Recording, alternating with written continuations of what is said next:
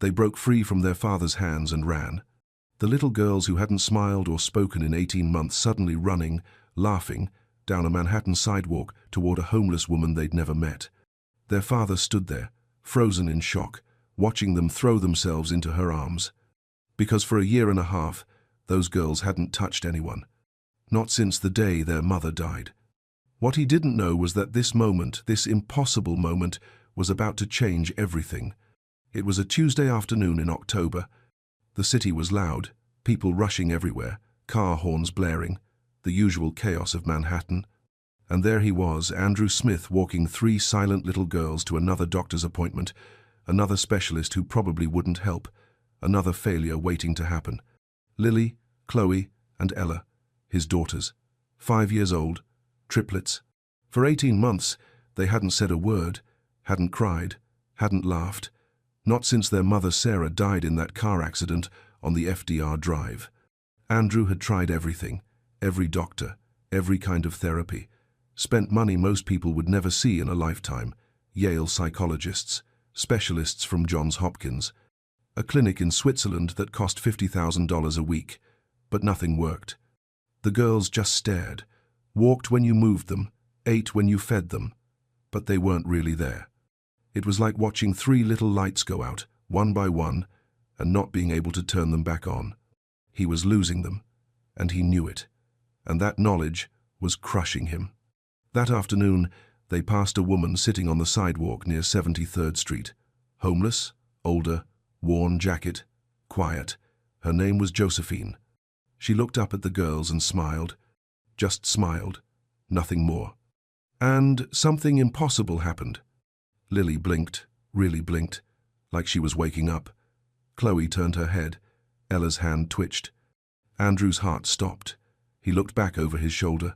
The girls were looking back too, actually looking, present. The next day, he walked the same route on purpose. Josephine was there. She smiled again. And the girls smiled back. Smiled, for the first time in a year and a half. On the 3rd day, they ran.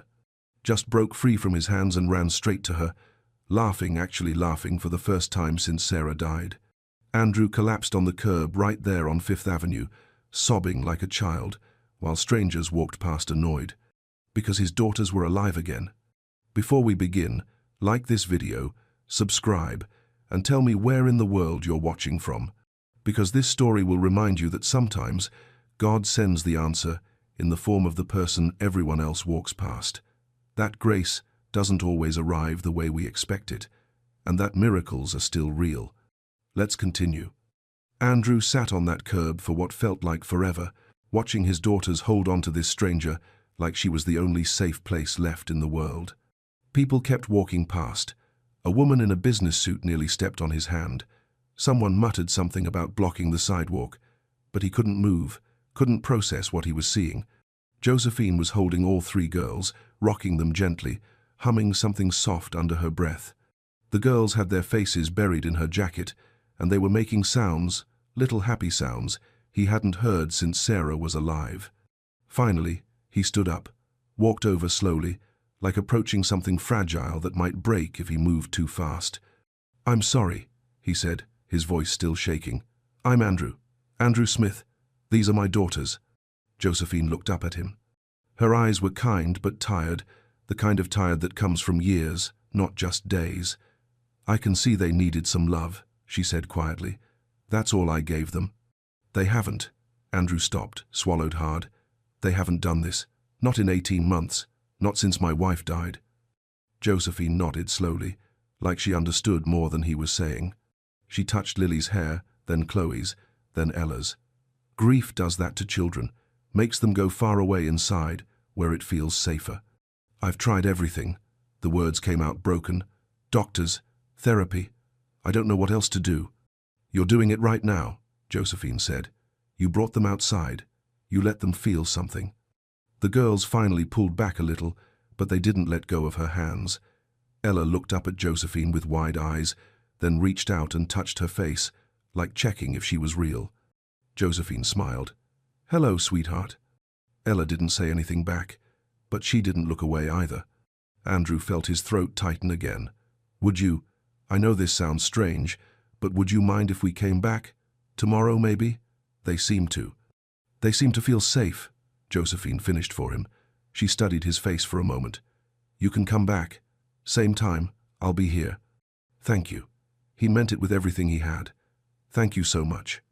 Josephine carefully untangled herself from the girls, which took some effort because they didn't want to let go. I'll see you tomorrow, okay? I promise. Chloe made a soft sound, almost like a whimper. I promise, Josephine repeated, looking right at her. Tomorrow. Andrew took their hands, they let him this time, and started walking toward the doctor's office. But every few steps, all three girls looked back. And every time they did, Josephine was still there, watching them, waving gently. They never made it to the appointment. Andrew called and cancelled from the sidewalk.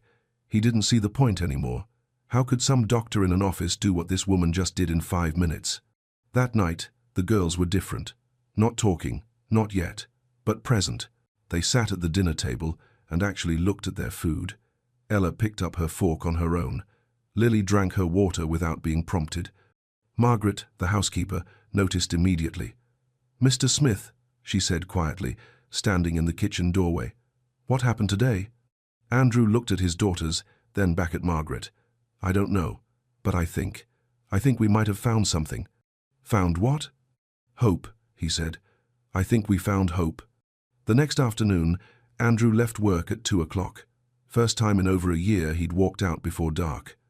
His assistant looked confused. Mr. Smith, you have the board call at 3. Reschedule it, he said, already halfway out the door. He picked up the girls from Margaret early. They were waiting by the front door when he got home, already wearing their shoes, like they knew, like they remembered. The walk to 73rd Street felt longer than it should have. Andrew's heart was pounding the whole way. What if she wasn't there? What if yesterday was just chance? What if it never happened again? But when they turned the corner, there she was. Same spot, same worn blue jacket, same quiet presence. And the girls lit up. Not running this time, but pulling on his hands, tugging him forward, little sounds coming from their throats. Excitement. Actual excitement. Josephine saw them coming, and her whole face softened. Well, hello again. This time, the girls went to her slowly, almost shy, but they went, sat down right there on the concrete beside her, one on each side, Ella in the middle. Andrew stood a few feet back, not wanting to intrude, not wanting to break whatever this was. I brought you something, Josephine said, reaching into her canvas bag. She pulled out 3 small pieces of paper, folded into shapes, origami birds. Simple, a little crooked, but made with care. She handed one to each girl. These are for you, to remind you that even small things can fly. Lily held hers carefully, turning it over in her hands. Chloe pressed hers to her chest. Ella looked at Josephine and smiled, actually smiled, and Josephine's eyes filled with tears. There it is, she whispered. There's that beautiful smile. They sat like that for almost an hour. Josephine talked to them about simple things, the weather, the birds she'd seen that morning, a dog that had walked by earlier with floppy ears. She didn't ask them questions, didn't push them to respond, just talked, like they were already friends.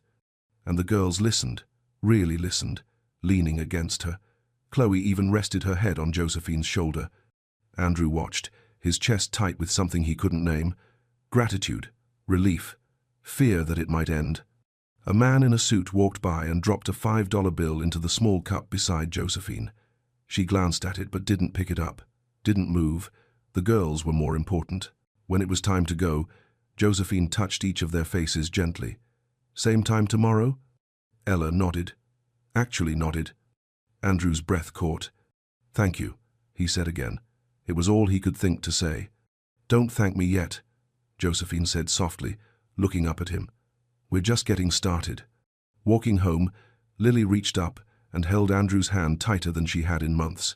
Not limp, not lifeless, holding on. That night, for the first time since Sarah died, Andrew didn't pour himself a drink after the girls went to bed. He didn't need to run anymore. He sat in the living room, holding one of the origami birds Ella had left on the table, and let himself feel something he'd almost forgotten. Hope. By the end of the week, It had become their routine. Every afternoon at 3 o'clock, Andrew and the girls would walk to 73rd Street, and Josephine would be there, waiting.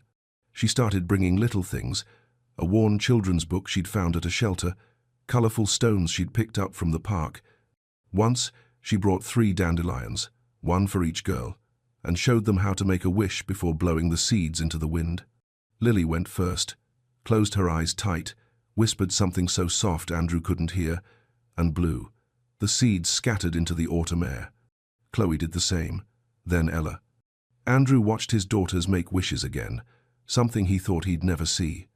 On the 6th day, Chloe spoke.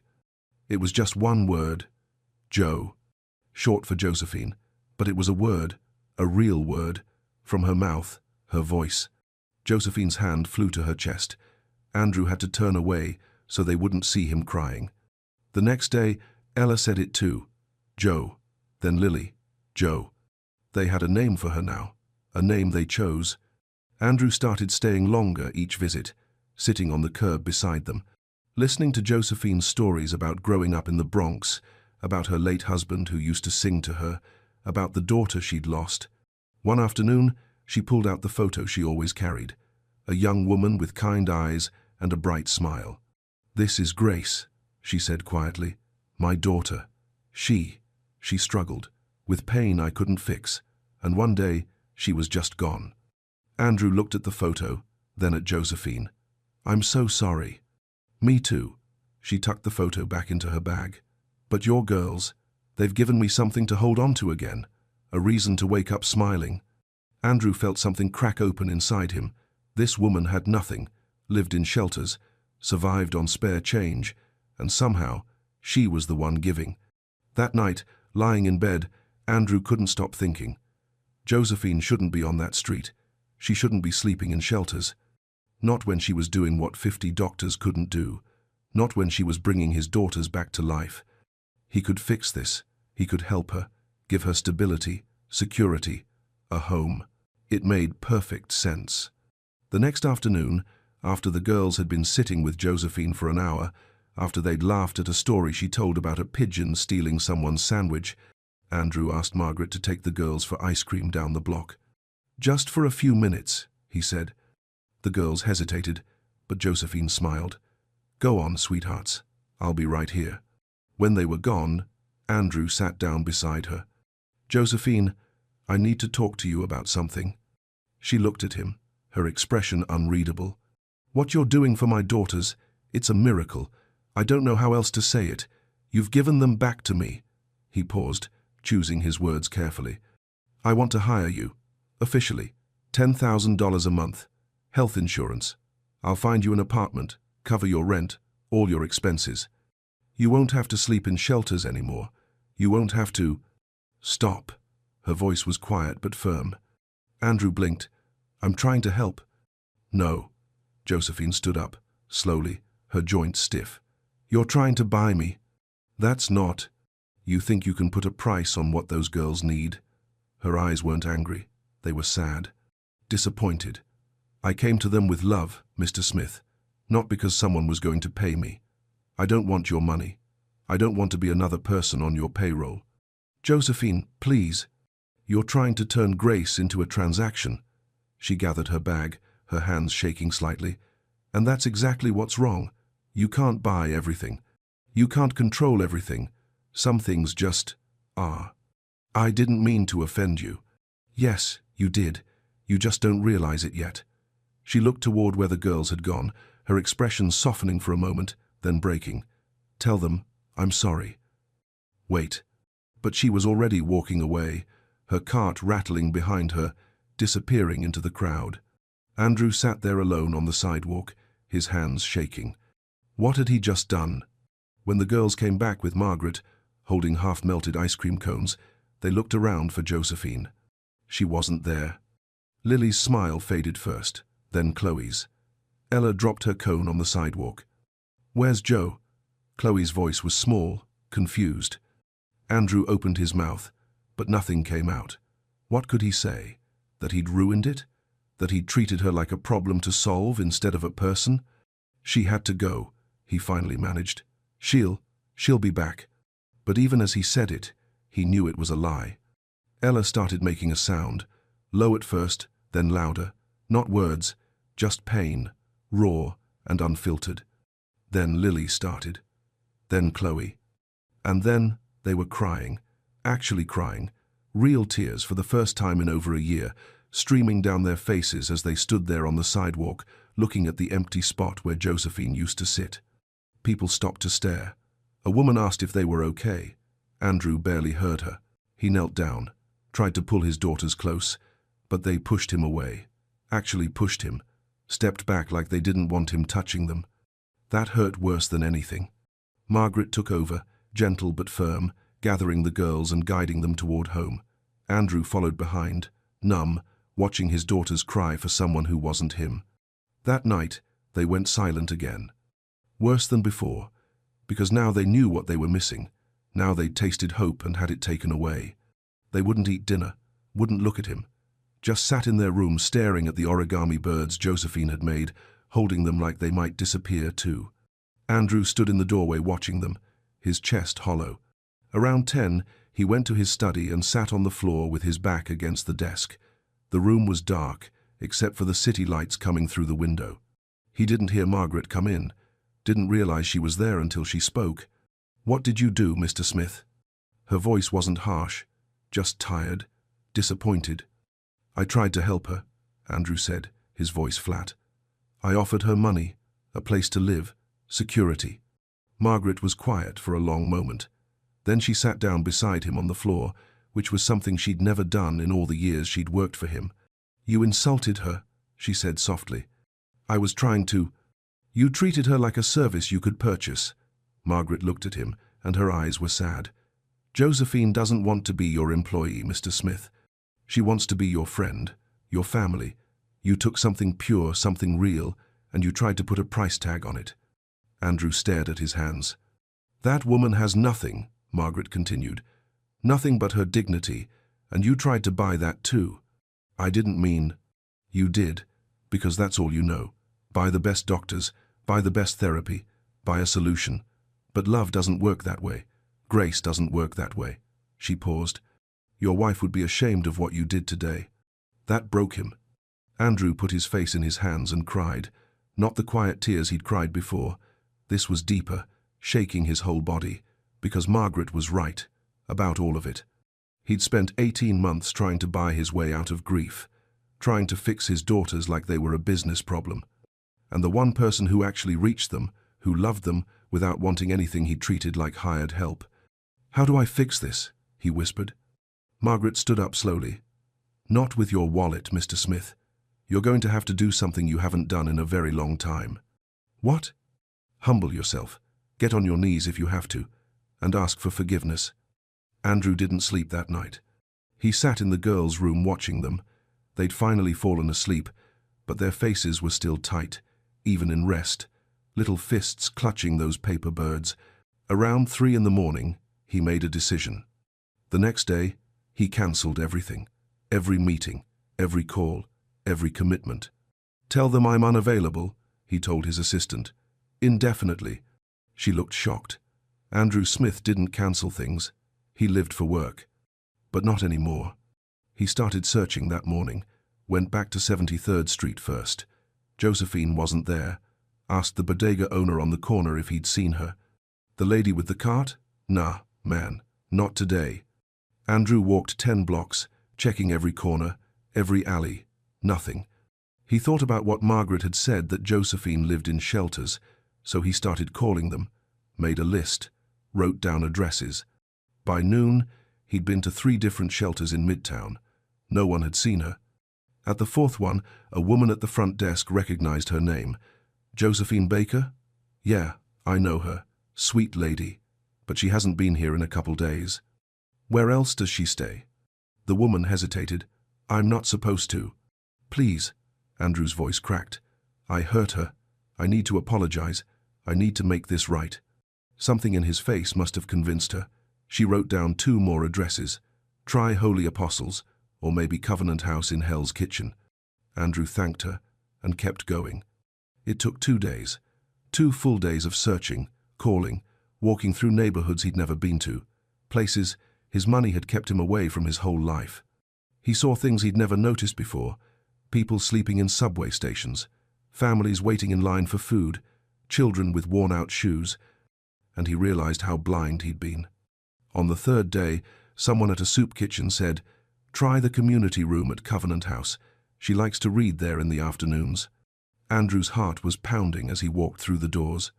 The community room was modest, clean but worn, people sitting at tables, reading, talking quietly, and there, in the corner by a window, was Josephine. She was reading a paperback, her canvas bag beside her chair. Andrew walked over slowly. His hands were shaking. She looked up, saw him. Her expression didn't change. "Josephine," he said quietly, "I need to talk to you. I don't think—" He dropped to his knees, right there in front of everyone. People stopped talking, turned to look. "Please," Andrew said, his voice breaking. "Please just listen." Josephine stared at him, her book forgotten in her lap. "I was wrong." The words came out raw, honest, completely wrong. "I've spent my whole life believing money solves everything. Build a bigger company, make a bigger deal. But you can't buy love. You can't purchase belonging." He looked up at her, tears on his face. "I treated you like a problem to solve, like something I could hire. And I'm ashamed." Josephine's eyes softened, but she stayed quiet. "My daughters need you," Andrew continued. "Not because I'm paying you, but because you chose to love them, because you saw them when everyone else just walked past." His voice dropped to a whisper. "And I need you. I need to learn what you know, how to love without controlling, how to give without expecting." He took a shaky breath.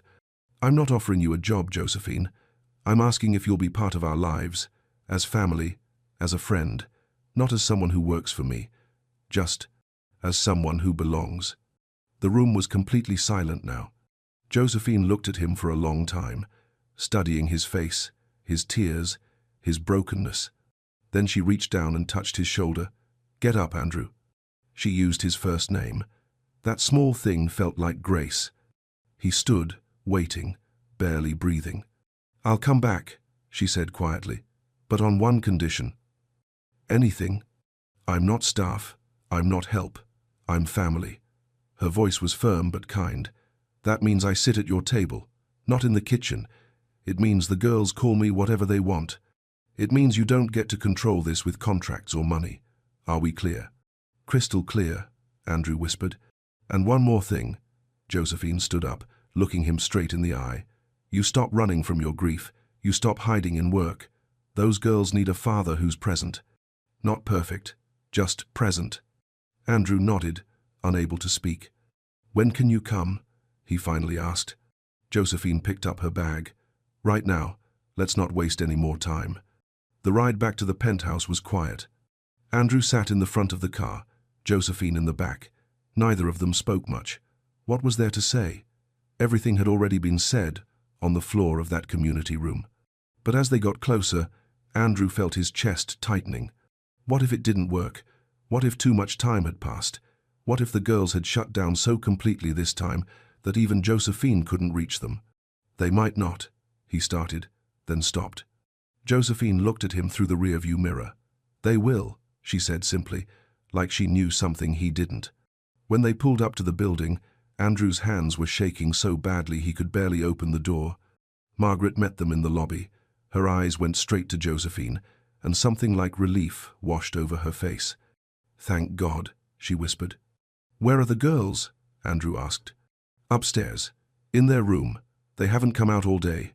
The elevator ride felt like forever. Andrew kept glancing at Josephine, looking for reassurance, but she just stood there, calm and steady, holding her canvas bag. When they reached the penthouse, Margaret opened the door quietly. The apartment was silent. Andrew's heart sank. That terrible, suffocating silence that had filled this place for 18 months. It was back. "Let me," Josephine said softly. She walked toward the girls' room slowly. Andrew and Margaret followed a few steps behind, not wanting to intrude but unable to stay away. The door was half open.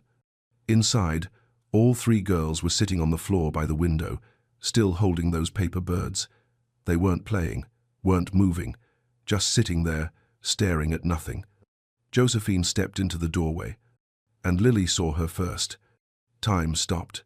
Lily's eyes went wide, her mouth opened, and then she screamed, not in fear, in joy, and scrambled to her feet.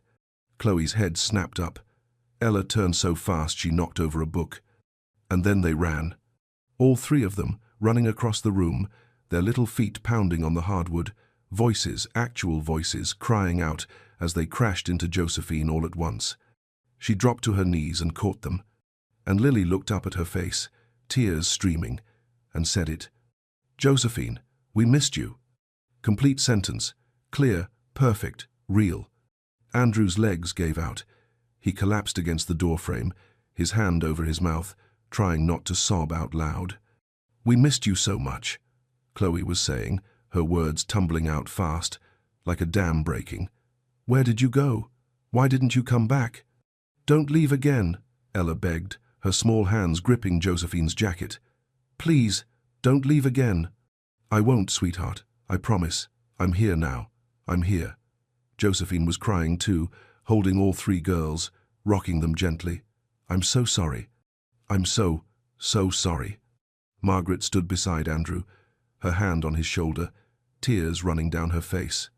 Andrew couldn't move, couldn't breathe, could barely process what he was hearing. His daughters were speaking.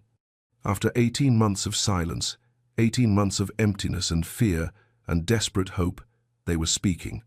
Josephine looked up at him from the floor, surrounded by his girls, and something passed between them. Understanding, forgiveness, family. "Thank you," Andrew mouthed, but no sound came out. She nodded. She knew. The girls were talking now, all three at once, their words overlapping, incomplete thoughts spilling out like they'd been saving them up for months. "We made pictures for you." Daddy was sad. "Are you staying? Can you stay?" Josephine touched each of their faces, memorizing them, like she couldn't believe this was real either. "I'm staying.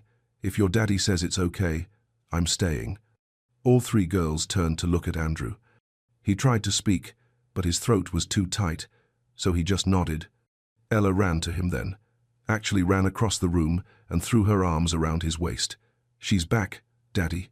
Joe's back." Andrew dropped to his knees and pulled her close, then reached for Lily and Chloe. They came without hesitation.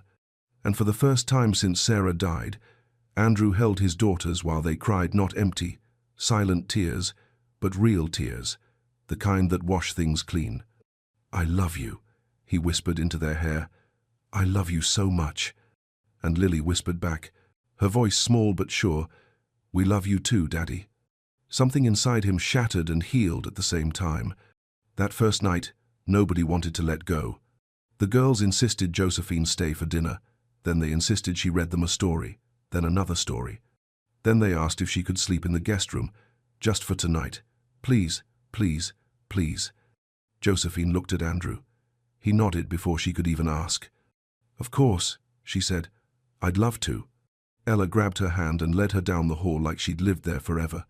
After the girls finally fell asleep, all three of them in Josephine's room, curled up on her bed like puppies, Andrew and Josephine sat in the living room. The silence between them wasn't uncomfortable.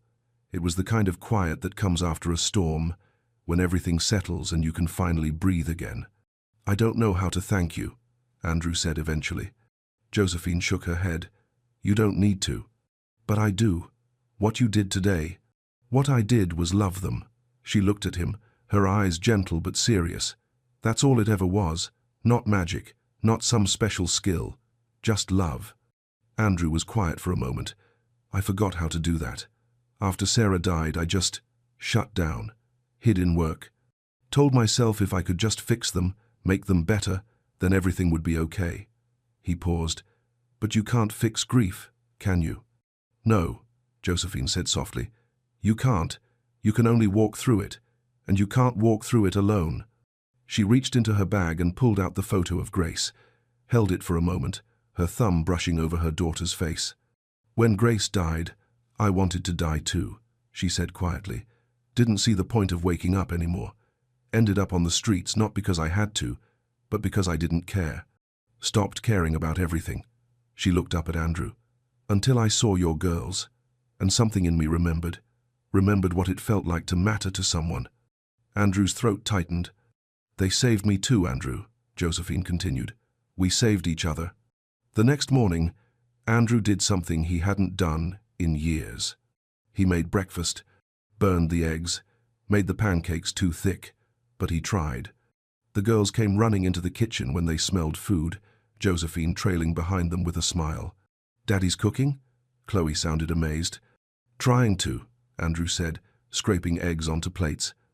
They sat at the table together, all 5 of them, and even though the food wasn't great, even though Andrew had no idea what he was doing, it felt right.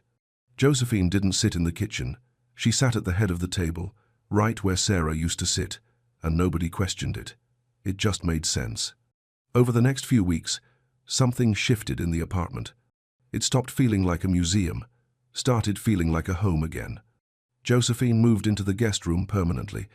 The girls helped her unpack her few belongings, a change of clothes, some books, the photo of Grace, and those paper birds she kept making. Every morning, they'd have breakfast together, real conversations. The girls' vocabulary was exploding, new words every day, full sentences, questions, laughter. Why is the sky blue, Joe?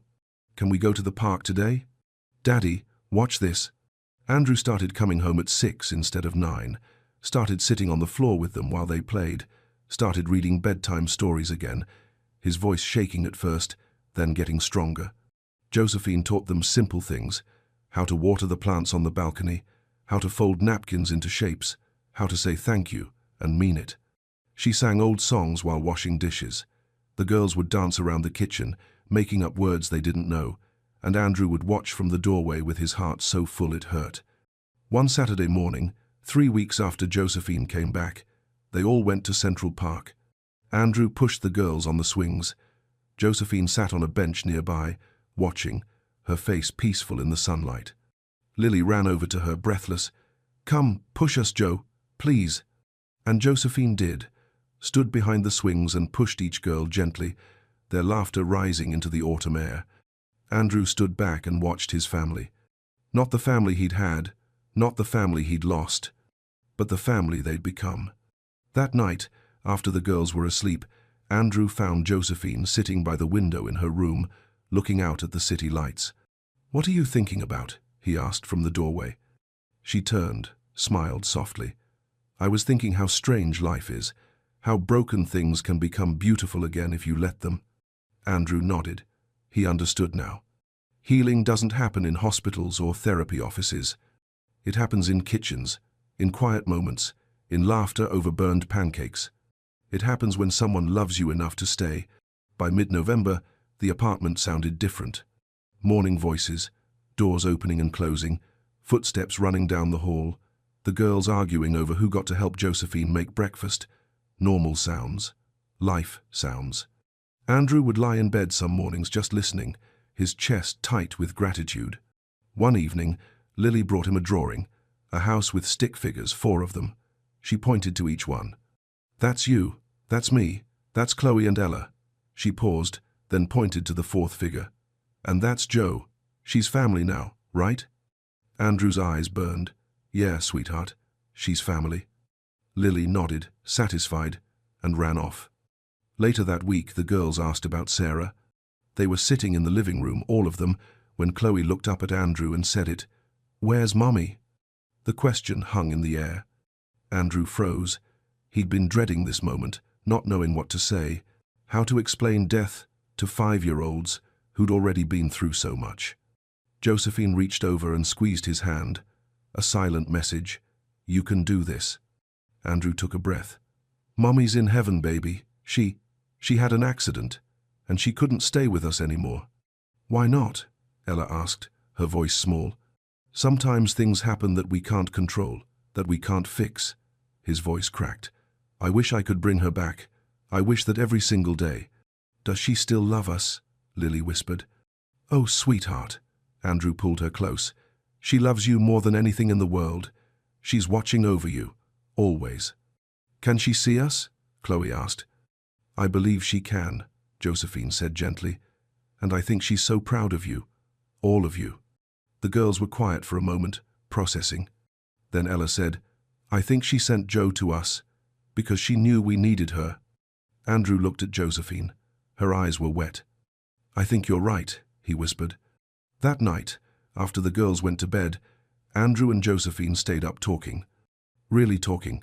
About Sarah, about Grace, about loss and guilt and all the ways grief changes you.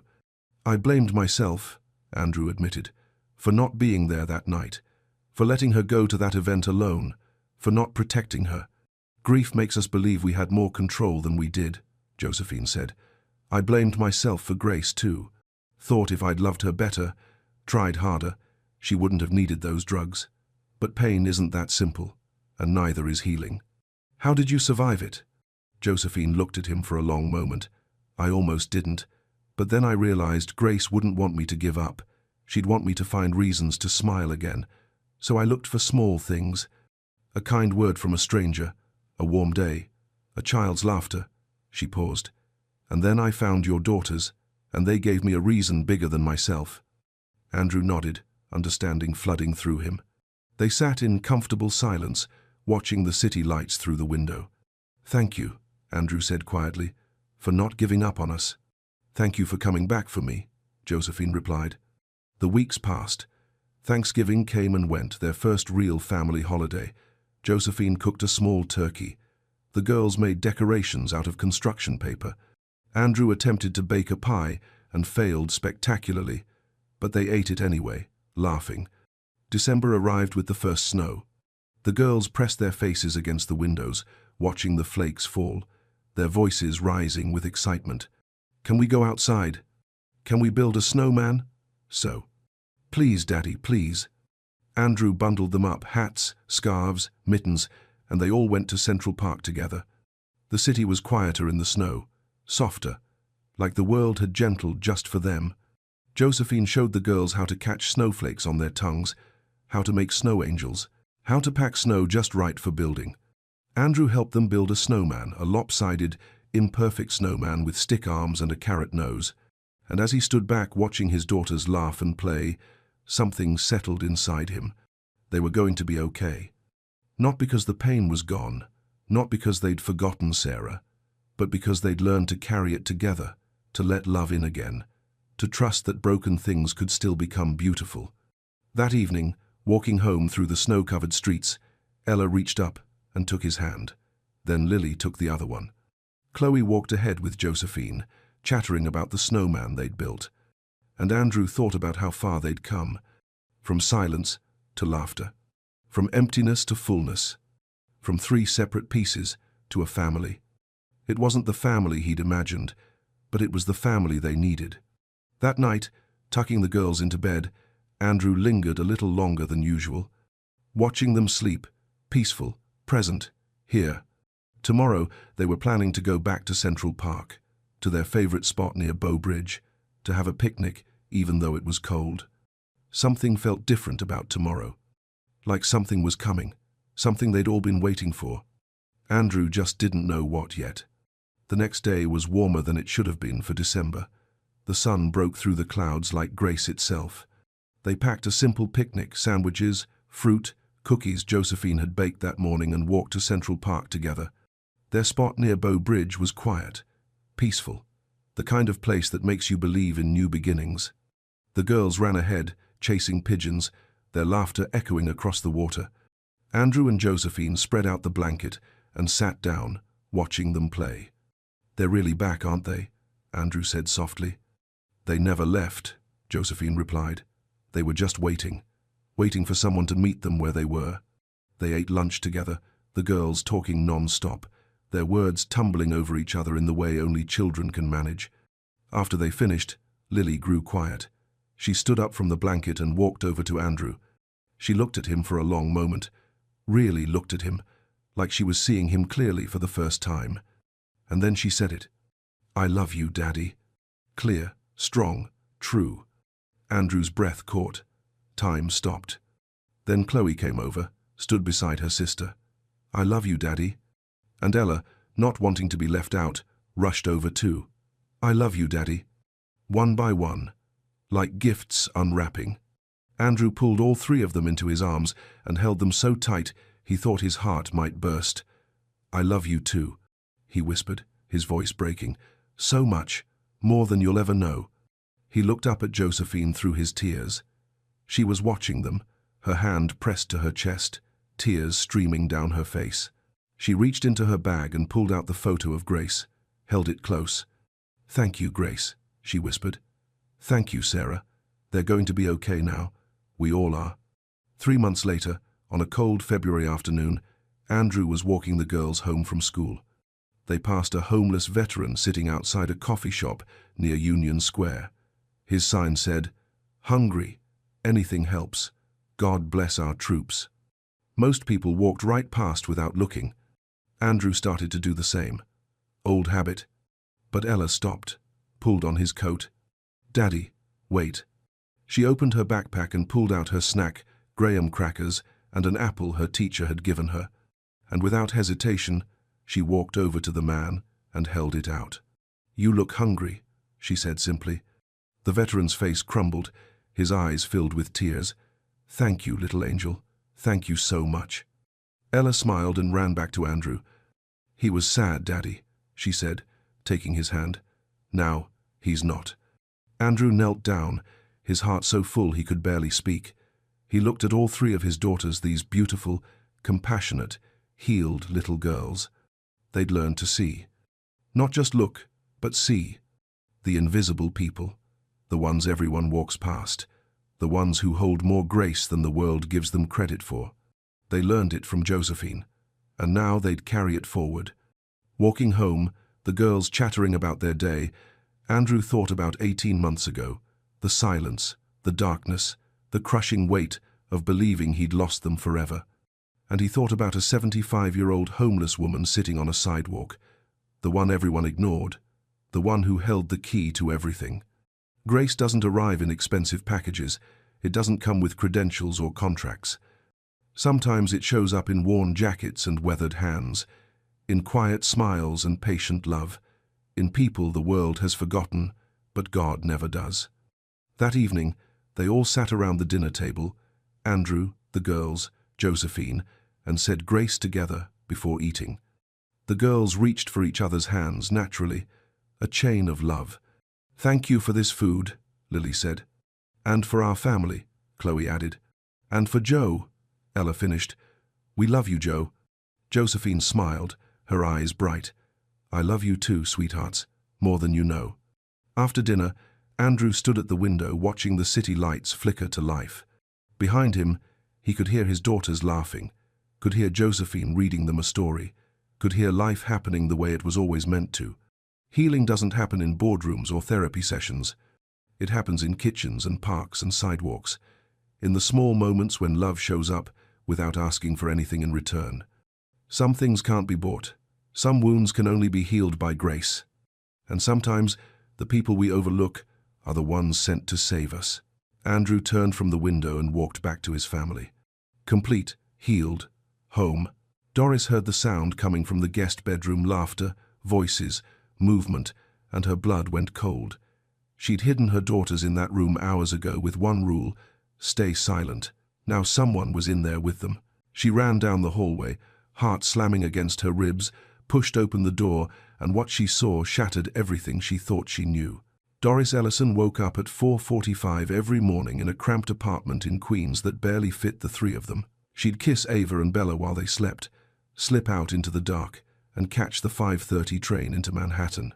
By 7, she was unlocking the back entrance to Jake Lambert's penthouse, a cold, silent place that stretched out like a museum, beautiful but empty, like no one really lived there at all. Jake Lambert was a tech billionaire, 46 years old, silver in his hair, eyes that never met yours, a man who'd made his fortune and then disappeared into it. No parties, no guests, no laughter. And one rule he never bent: no children. Not ever. He'd made that clear the day he hired her 2 years ago, his voice quiet but final. "I need silence, Miss Ellison. This is not a place for families." Doris had nodded fast, desperate. She needed that job more than anything. The pay was 3 times what she'd been making, cleaning office buildings enough to give her girls a real chance. Ava and Bella were 4 now. Identical twins with bright eyes and loud giggles, the best thing that ever came from a man who didn't stick around. Every morning, Doris left them with Mrs. Chen, the 70-year-old neighbor who watched them for whatever cash Doris could spare. It wasn't ideal, but it worked. Until November 27th, the twins' birthday. Mrs. Chen called at 6 in the morning, her voice weak and shaking. Pneumonia. She couldn't take the girls. Doris stood frozen in her tiny kitchen, phone pressed to her ear, doing the math in her head. Call in sick, lose the day's pay, maybe the job. Take them to her sister's place in Newark, miss the whole shift, definitely lose the job. Or, she looked at Ava and Bella sitting at the table in their matching unicorn pajamas, eating cereal and humming to themselves, and she made a decision that scared her to her core. Girls, she whispered, forcing a smile, how would you like to go on a secret adventure with Mama today? 2 hours later, she was sneaking them through the service elevator of Jake's building, her heart pounding so hard she could barely breathe. She settled them in the guest bedroom at the far end of the penthouse, the one Jake never used, the one he probably forgot existed. She gave them coloring books, snacks, tablets with headphones, stuffed animals, everything she could think of, to keep them quiet. Mama has to work now, okay? She whispered, kneeling down to their level. You stay right here and stay very, very quiet. Like we're playing hide and seek. Can you do that for me? Okay, Mama, they whispered back, eyes wide with the thrill of the secret. Doris locked the door from the outside just in case and went to work with her stomach twisted in knots. Everything was fine. Until 2 in the afternoon. Jake came home early, something he never did, and Doris was in the kitchen when she heard his footsteps heading toward the guest wing. She heard the door handle turn. She heard his voice say something she couldn't make out, and then she heard it, her daughter's voices. She ran. But before we begin, click subscribe, hit like, and tell me where in the world you're watching from. Sometimes God puts people in our path exactly when we need them most, even when we don't see it coming. When Doris burst into that room, she found Jake Lambert frozen in the doorway, staring at 2 identical little girls in red birthday dresses, surrounded by crayons and stuffed animals. Ava looked up at him with her huge brown eyes and said, in the sweetest voice, "Hi, today's our birthday. I'm Ava, and that's Bella. We're 4. Doris couldn't breathe. Her throat closed up, her hands went numb. Mr. Lambert, I can explain, but he wasn't looking at her. He was staring at the girls like he'd seen a ghost. His face had gone completely white, drained of color. His mouth opened, but no sound came out at first. How old did you say? His voice cracked on the last word. 4, Bella chimed in, holding up 4 tiny fingers, proud and oblivious. And then something Doris never expected happened. Jake Lambert's eyes filled with tears. Actual tears. This man who never showed emotion, who walked through his own home like he was made of stone, his face crumpled. He lowered himself slowly to the floor, his expensive suit wrinkling beneath him, and he whispered, barely audible, 4 years old. Doris stood there, paralyzed, watching as he reached out a shaking hand and gently touched Bella's curls. His fingers trembled, his breath hitched. Mr. Lambert, she ventured, her voice barely a whisper. He looked up at her, and for the first time in 2 years, she actually saw him, not the cold billionaire, not the distant boss. She saw a man drowning in grief, a man so lonely it hurt to look at him, a man who'd built walls so high and so thick that nothing could get through until now.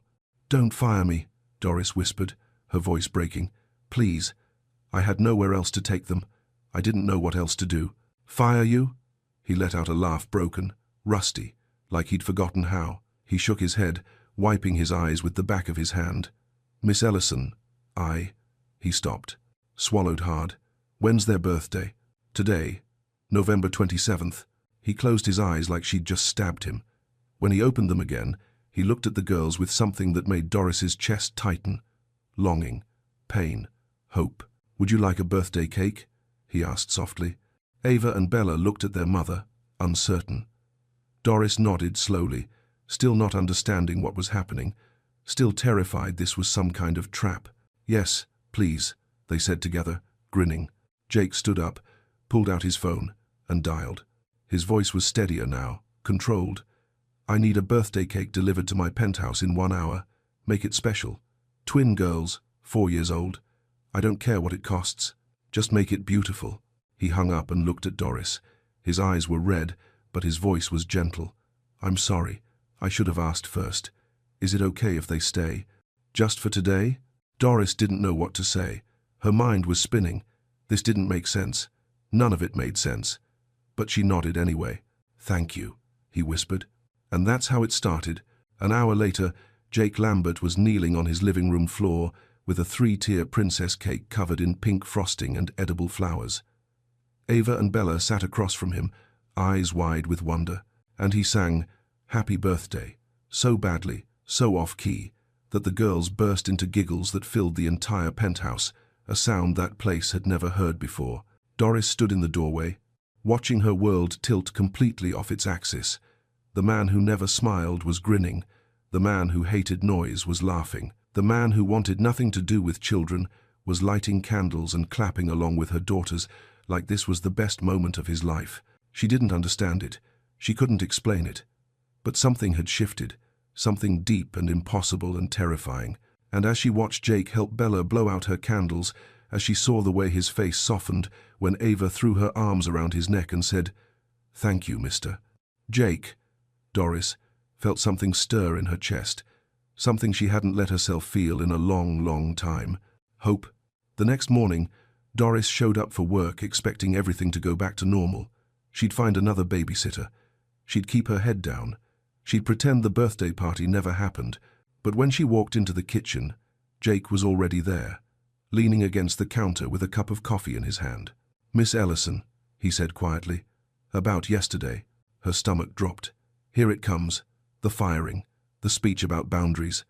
If you ever need to bring them again," he continued, his voice soft, almost tentative, "you can.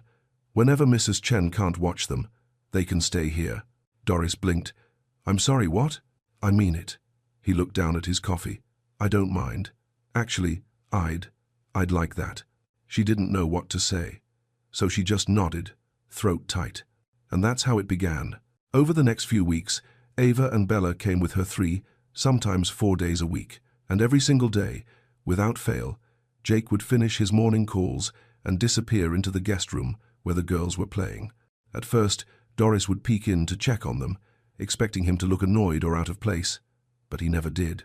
He'd be on the floor with them, building block towers or reading picture books in different voices that made them laugh so hard they'd fall over. He taught them how to play chess badly because they were 4 and had no idea what they were doing. But he was patient and kind and never once checked his phone while he was with them. The cold billionaire she'd worked for was melting right before her eyes. One afternoon, Doris brought him tea while he was reading to the girls, and he looked up at her with a question in his eyes. "How do you do it?" he asked. "Manage everything alone?" She shrugged, setting the cup down. "You just do. You don't have a choice. Their father, gone before they were born." She kept her voice even, factual. "I've been working since I was 14. You learn to survive." He was quiet for a moment. Then, softly, "What do you dream about, if you could have anything?" Doris laughed, surprised by the question. "A home. Nothing fancy. Just mine. A place where the walls don't shake when the neighbors fight. Where my girls have their own room." Jake nodded slowly, like he was filing that information away somewhere. He started sharing things too. Small things at first. How the penthouse felt like a prison sometimes. How he'd built this entire life and had no one to share it with. "Money fixes everything except the emptiness," he said one evening, staring out at the city lights. It just makes bigger." The girls started calling him Mr. Jake. He'd light up every time they said it, like hearing his name in their voices was the best sound in the world. He brought them books, art supplies, sweets hidden in his coat pockets. One day, he showed up with 2 matching pink scooters with helmets and knee pads. "Mr. Lambert, this is too much," Doris started. "Please," he interrupted, and there was something almost desperate in his voice. "Let me do this. Let me be part of their lives, even just a little." And Doris felt something shift inside her, a flutter in her stomach when he smiled, a warmth in her chest when he asked about her day like he actually cared. She tried to fight it, told herself she was being foolish, that he was her boss, that this couldn't be real. But then he'd look at her, really look at her, and she'd forget every reason why this was impossible. She was starting to believe, starting to hope, starting to imagine a future she'd never let herself dream about, until the day her sister Rhonda came to visit and saw Jake on the floor with Ava and Bella, all three of them laughing like family. Rhonda showed up on a Saturday afternoon without warning, the way sisters do when they're worried.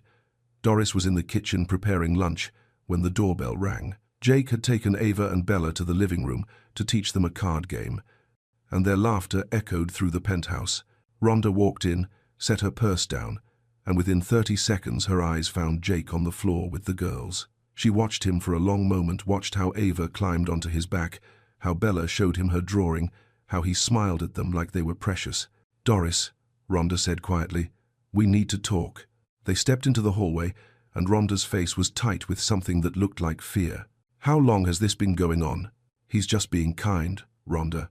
He loves the girls. That's what I'm worried about." Rhonda grabbed her arm, voice dropping to a whisper. "Listen to me. I've seen this before. Rich white men who get attached to black children, they start thinking they could give them a better life, better schools, better everything. And then they convince themselves the mother isn't good enough." "Rhonda, stop. I'm serious.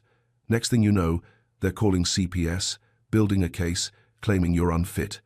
They have lawyers, Doris, power, money, everything you don't have." Doris felt her chest tighten. "Jake would never." "That's what they all think." Rhonda's eyes were fierce. "Until they lose everything. Be careful, please." After Rhonda left, Doris stood in the hallway for a long time, her sister's words replaying in her head like a warning she couldn't unhear. That night, she couldn't sleep. The seed had been planted, and once it was there, it started to grow. She began noticing things she hadn't paid attention to before. The way Jake asked detailed questions about the girls' preschool, whether they were learning enough, if the teachers were good. One afternoon, she walked past his office and heard him on the phone. "I'm looking into educational opportunities." "Yes, for young children."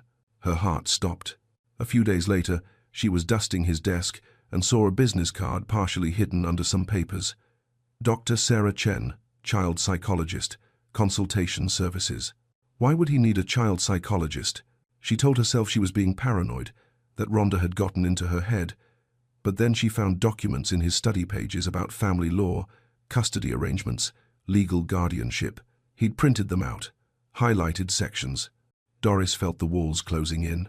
She started pulling back, answering his questions with one word instead of full sentences, avoiding eye contact, keeping the girls closer, watching Jake more carefully when he was with them. He noticed. Of course he noticed.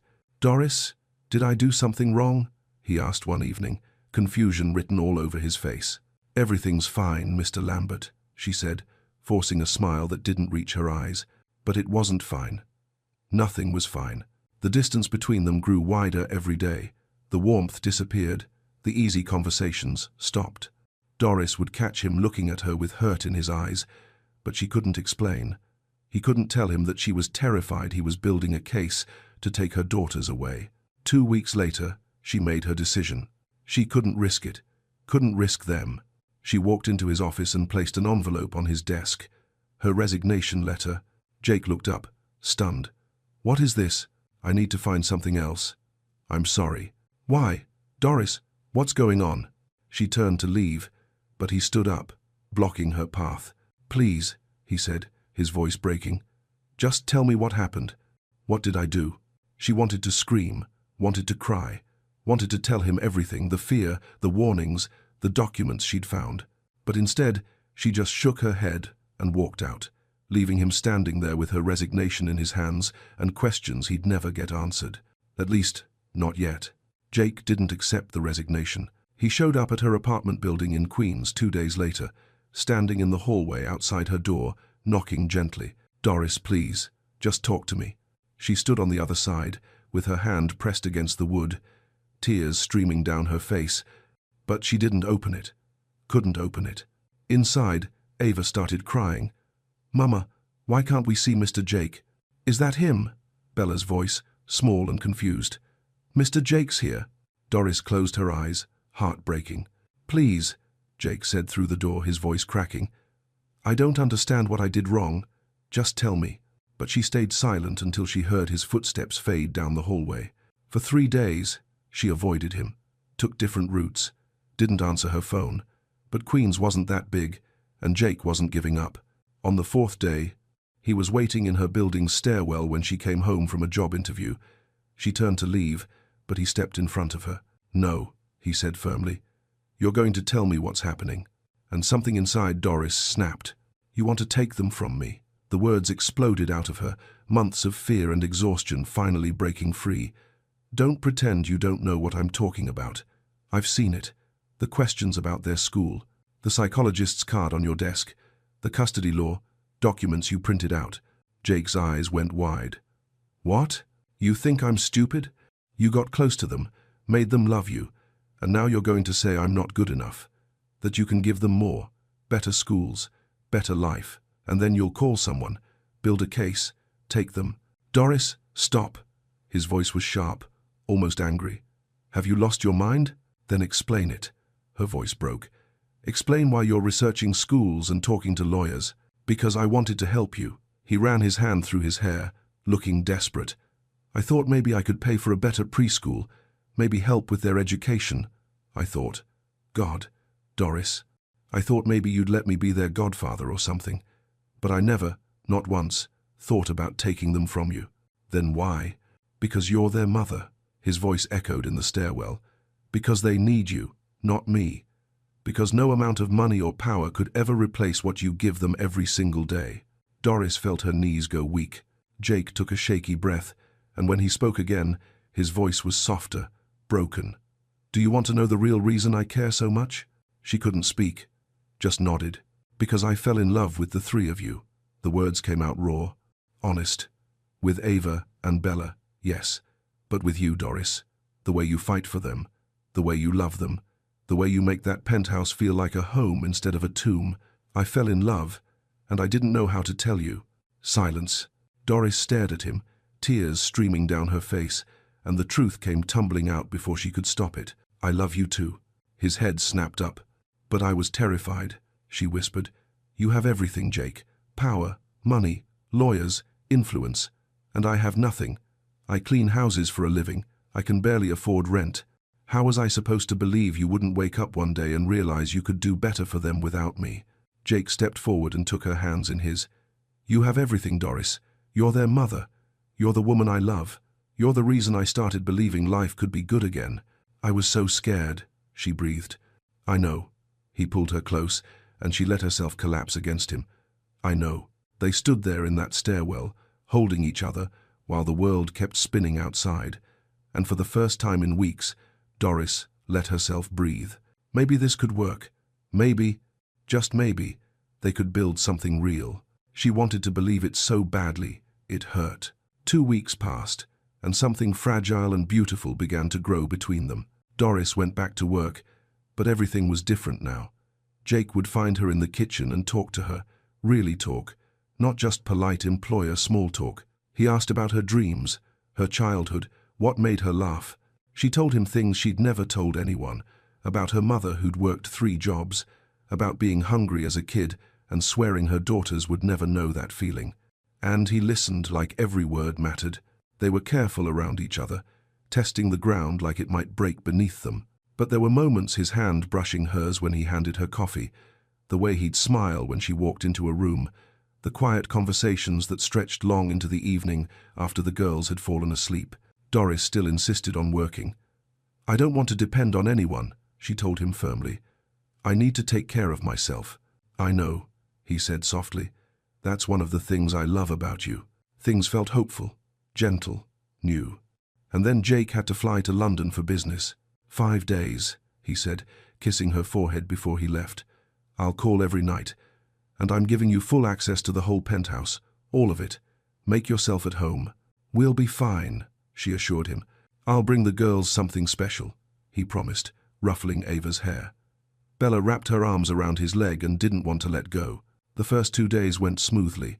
Doris cleaned, played with the girls, and talked to Jake on the phone every evening. He sounded tired, but happy, asking about every little detail of their day. On the 3rd day, Doris was dusting the hallway at the far end of the penthouse when she noticed something she'd never seen before. A door, locked. She'd worked here for 2 years and had never noticed this door. It wasn't hidden, exactly, but it blended into the wall in a way that made it easy to overlook. She tried the handle. Locked. Something about it bothered her. Why would one room be locked? What was he hiding? She told herself to leave it alone, to trust him, but Rhonda's voice crept back into her mind. Be careful. Rich men with secrets. She searched the kitchen drawers and found a small key in a jar near the window. Her hands were shaking when she slid it into the lock. The door opened, and Doris staggered backward, hand over her mouth. It was a nursery, complete and perfect. Pink walls, 2 white cribs with delicate bedding, a rocking chair by the window, shelves lined with children's books, organized by size, a toy chest overflowing with unopened gifts, still in their packaging, stuffed animals arranged on a shelf, like they were waiting for someone, and on the wall, in elegant gold script, Ava and Bella, her daughters' names. The room spun.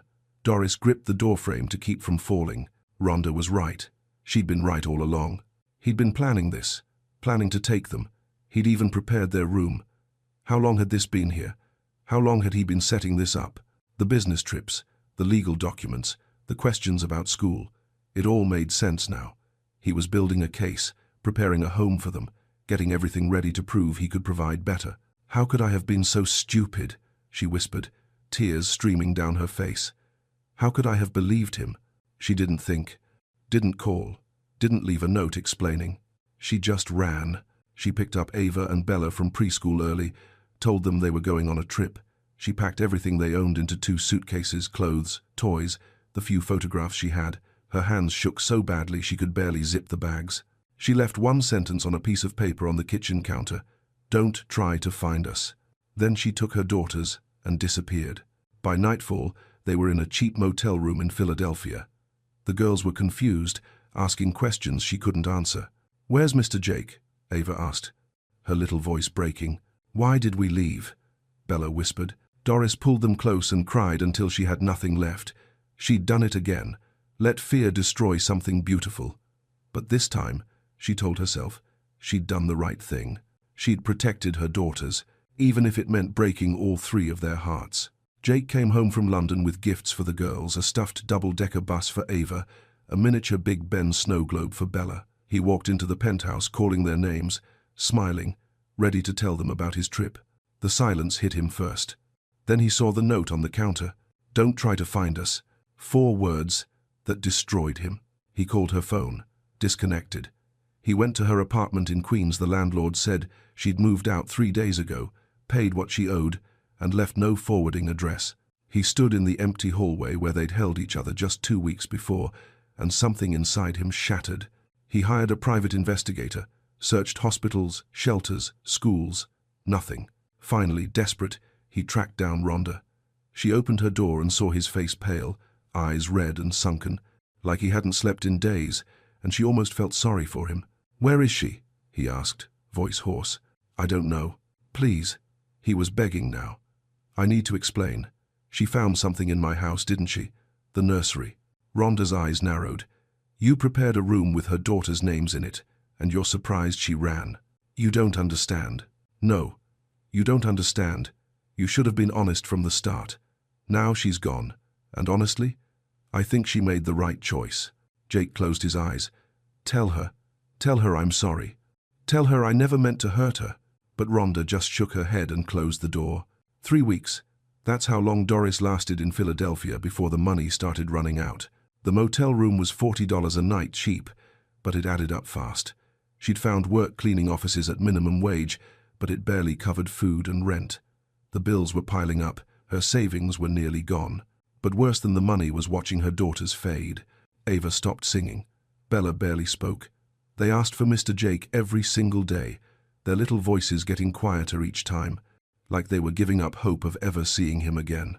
When can we go home, Mama? Ava asked one night, curled up on the worn motel bed. Doris didn't know how to answer.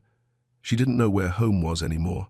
At night, when the girls finally fell asleep, Doris would lie awake staring at the ceiling, and a voice in her head wouldn't stop whispering, "What if you made a mistake?" She remembered the way Jake had looked at her daughters, not with greed or calculation, but with pure love.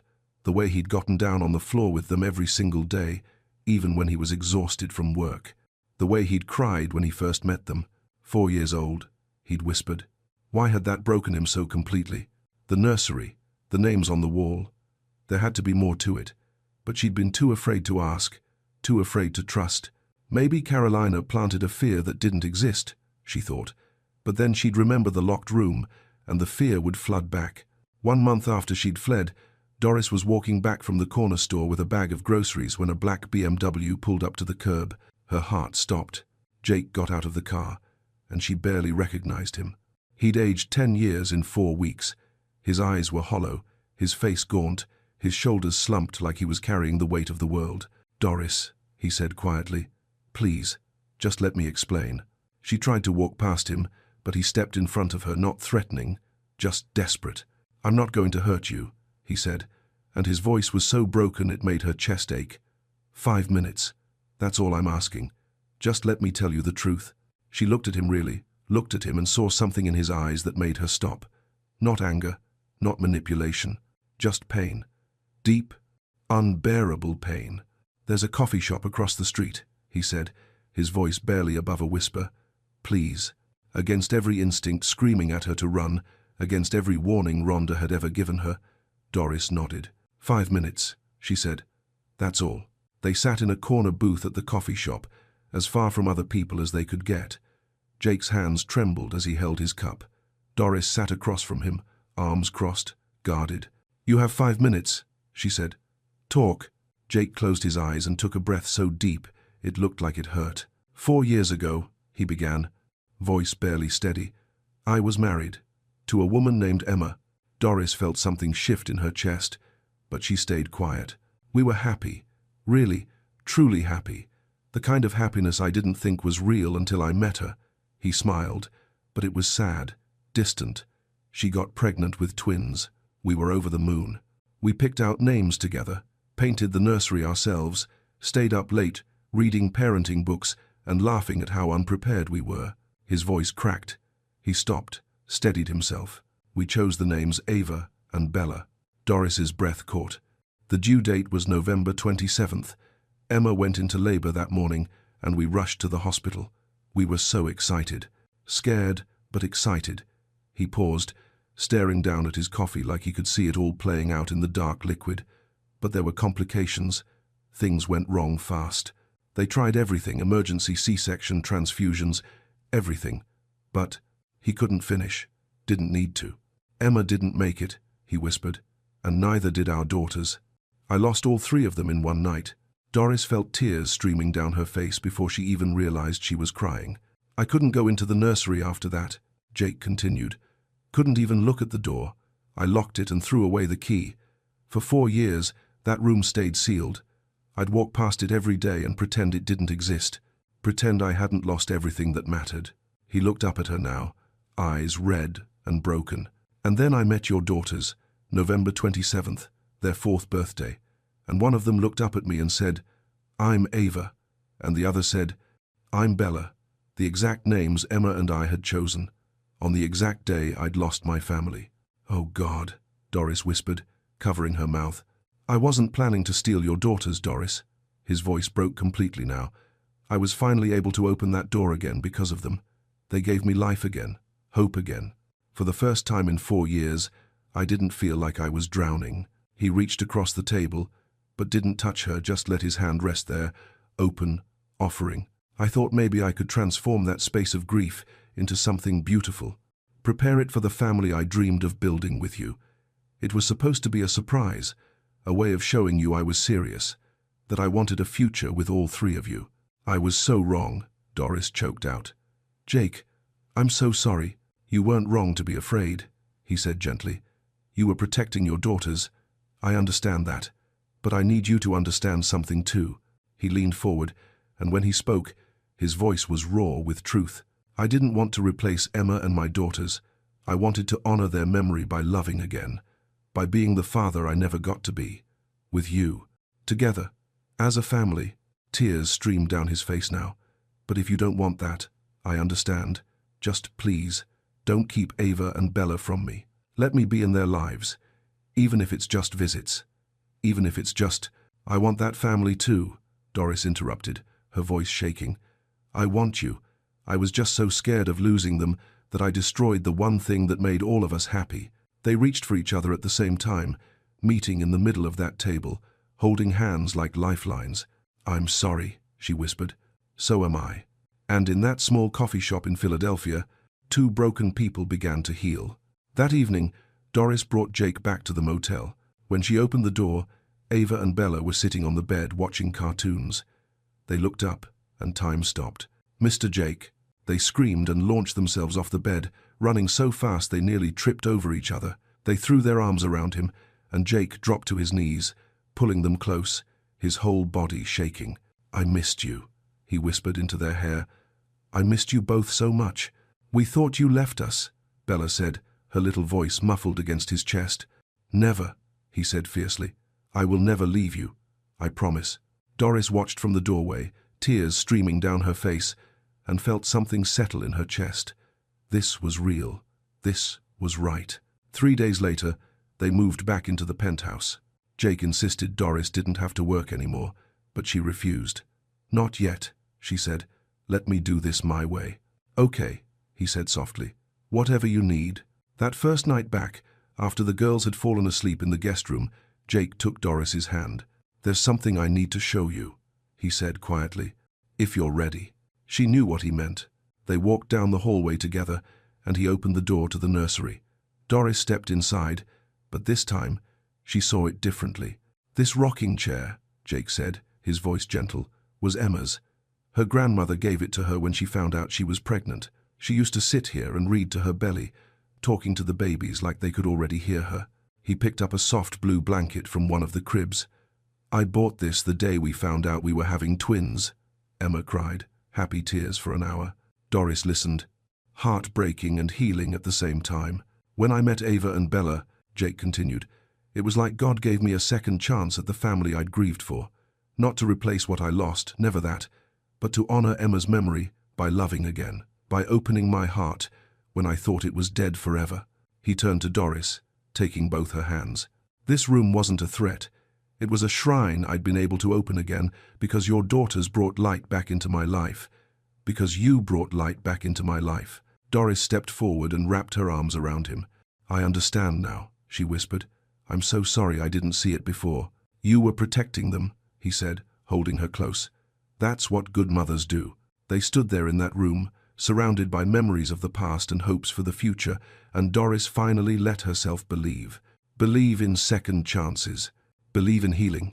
Believe that sometimes, when everything falls apart, God puts the pieces back together in a way more beautiful than you ever imagined. "What happens now?" she asked softly. Jake pulled back just enough to look into her eyes. "Now," he said, smiling through tears, "we build something new, together," and for the first time in a long time, Doris wasn't afraid. She was ready. 8 months later, Doris stood in a small room at the edge of Central Park, looking at herself in the mirror. She was wearing a simple white dress, nothing fancy, nothing she couldn't afford on her own, because that mattered to her. Her hair was pulled back softly, and in her hands she held a small bouquet of wildflowers.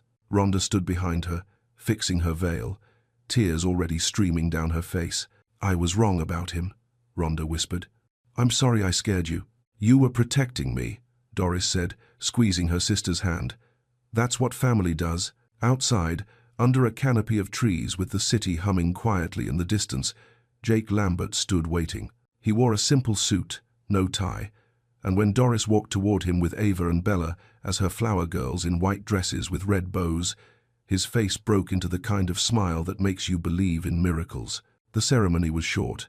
Just a few close friends, a minister who spoke about second chances and the kind of love that heals old wounds. When Jake said, "I do," his voice cracked. When Doris said it back, she meant it with every piece of her heart. And when the minister said, "You may kiss your bride," Jake pulled her close and whispered, "Thank you for trusting me. Thank you for not giving up," she whispered back. The reception was at the penthouse, but it didn't look like the cold, empty place Doris had first walked into years ago. Now the walls were covered with photographs Ava and Bella at the park, family dinners, birthdays, ordinary moments that meant everything. The refrigerator was cluttered with crayon drawings held up by magnets. Toys were scattered in corners. Laughter filled the rooms. It was alive. As the evening wound down and the last guests left, Doris found Jake sitting on the couch, looking tired but happy. The girls had changed into their pajamas and were eating leftover cake at the coffee table, their faces covered in frosting. Bella set down her fork, climbed into Jake's lap, and looked up at him with those big brown eyes. "Daddy," she said, her voice small and sweet, "can we have cake for breakfast tomorrow?" Everything stopped. Jake froze. Doris froze. It was the first time either girl had called him that. Ava's head snapped up, and she scrambled over, climbing onto his other knee. "Please, Daddy?" Jake looked at Doris, and tears were streaming down his face, the kind of tears that come from a place so deep you didn't know it existed. Doris nodded, crying too, her hand over her heart. "Yes, my girls," Jake whispered, pulling them both close. "We can have cake whenever you want." He held them like that for a long time, and Doris watched, knowing she was witnessing something sacred. A man who'd lost everything, finding a family he never thought he'd be allowed to have. Two little girls who'd never had a father, learning what it felt like to be cherished. A woman who'd been afraid to trust, discovering that some people really do stay. Later that night, after the girls had fallen asleep in their room, the nursery, transformed now into a space full of life and laughter and love. Doris and Jake stood by the window, looking out at the city lights. "Emma would have loved them," Jake said softly. "I think she'd be happy you found your way back," Doris whispered. He pulled her close.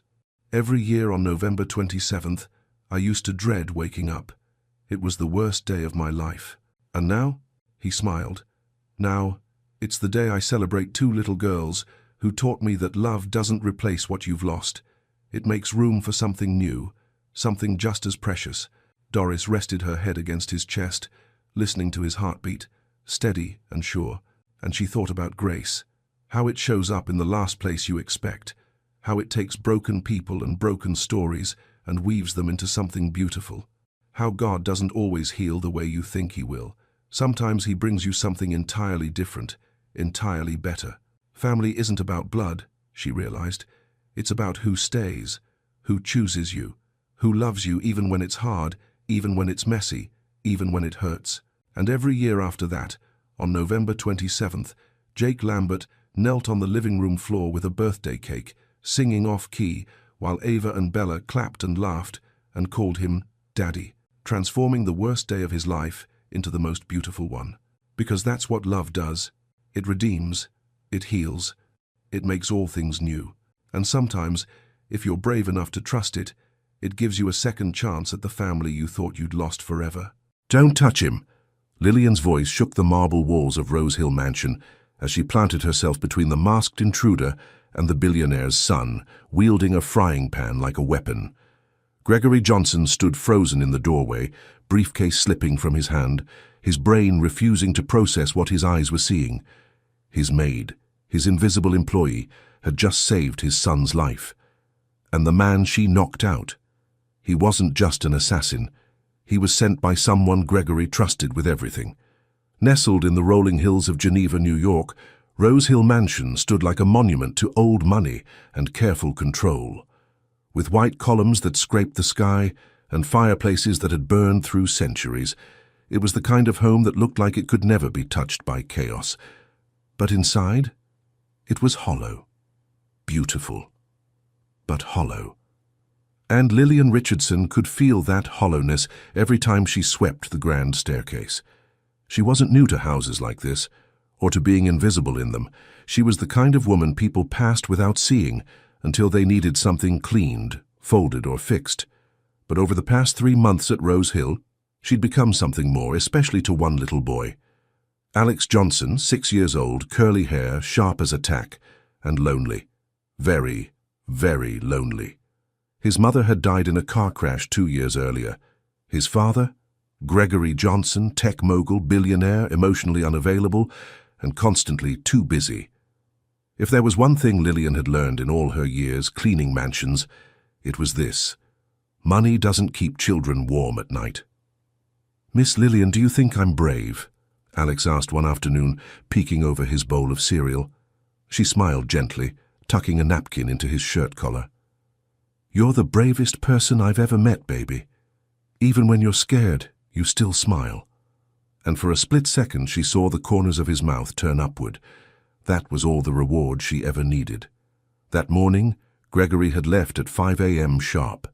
Back-to-back investor meetings in Manhattan, private jet, tailored suit.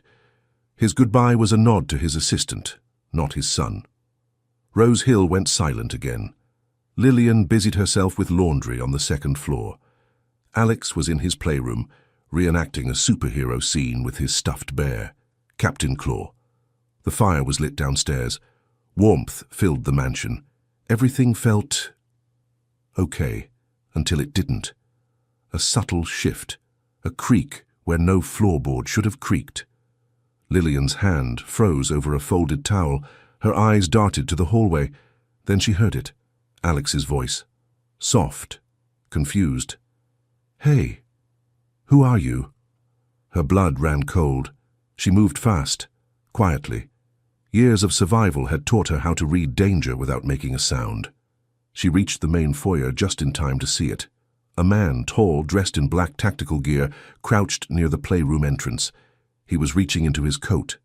Instinct overrode fear. Lillian grabbed the first thing she could from the kitchen counter, a frying pan, and ran.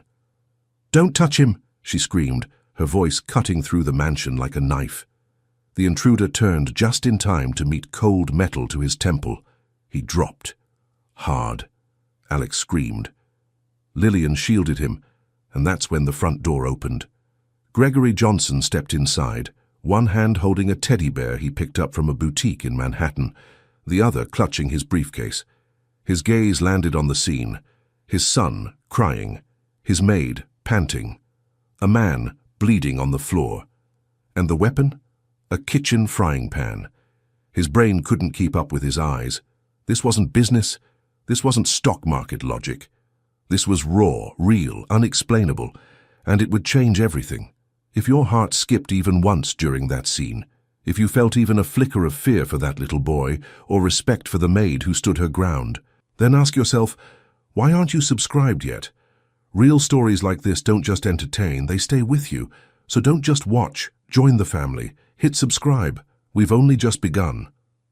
The silence that followed was louder than the scream that came before it. The frying pan slipped from Lillian's fingers and hit the marble floor with a dull metallic thud. The sound echoed across the mansion like a church bell tolling for the dead. Gregory Johnson still hadn't moved. He stood in the open doorway, rain speckled across his tailored coat, briefcase half open at his side, the teddy bear soaked and dangling from his hand. His eyes weren't on the intruder. They were locked on her, the maid, the one he barely remembered hiring, the one who had just saved his only son's life. Lillian was shaking, not from fear, from adrenaline. She dropped to her knees beside Alex, pulling him into her arms as he sobbed against her chest. His tiny fists clung to her shirt, like she was the only solid thing in a crumbling world. "It's okay, baby, I've got you." "You're okay," she whispered, rocking him gently. Her voice cracked, but her hands didn't. That's when Gregory finally spoke. "What the hell happened?" It wasn't anger, it was disbelief. He stepped forward slowly, eyes flicking between his son, the man on the floor, and Lillian. She didn't answer right away. She was too busy checking Alex's face, his arms, his legs, making sure he wasn't hurt. It wasn't until she was certain, absolutely certain, that she looked up at Gregory. He was going to kill him. Her voice was firm, low, controlled. Gregory's heart stopped. "What?" "I saw him. Masked. Armed. He was reaching for something. Alex was right there. I did what I had to do." Gregory's face tightened. He dropped the bear and strode toward the unconscious man. Kneeling down, he checked for a pulse. Still alive. A weapon lay inches from the man's open hand. A small handgun with a silencer. Gregory recoiled. This wasn't a random break-in. It wasn't a robbery. This was a hit. Inside his own home. Targeting his son. A sudden wave of nausea crashed into him. He staggered to his feet, ran a hand through his damp hair, and looked around, really looked. Alex, clinging to Lillian, Lillian holding him like her own. The gun, the body, the frying pan. his mansion, once pristine, now stained with something raw. "Why?" he started, then stopped. His voice broke. "Why would someone do this?" Lillian stood slowly. She held Alex's hand, but never looked away from Gregory. "I don't know, sir, but it wasn't random." A beat passed. "And it wasn't petty." Gregory, quiet, shaken. How long was he in the house before you saw him?" Lillian, "I don't know. A minute? Less. I was folding laundry upstairs. Then I heard Alex talking to someone he didn't recognize." Gregory, "And you just," gesturing to the pan, "ran in?" Lillian, "I ran because no one else would have gotten there in time." Gregory looked away, shame crawling up his throat.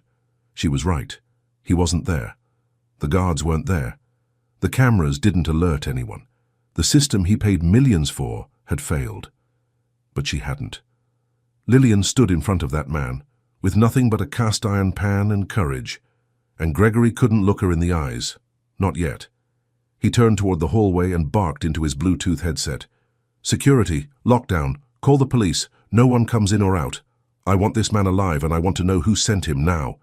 As he spoke, Lillian knelt again beside Alex. His breathing had steadied. He looked up at her with wide, wet eyes. "Miss Lillian, are you going to leave?" She swallowed the lump in her throat. "No, baby, I'm not going anywhere."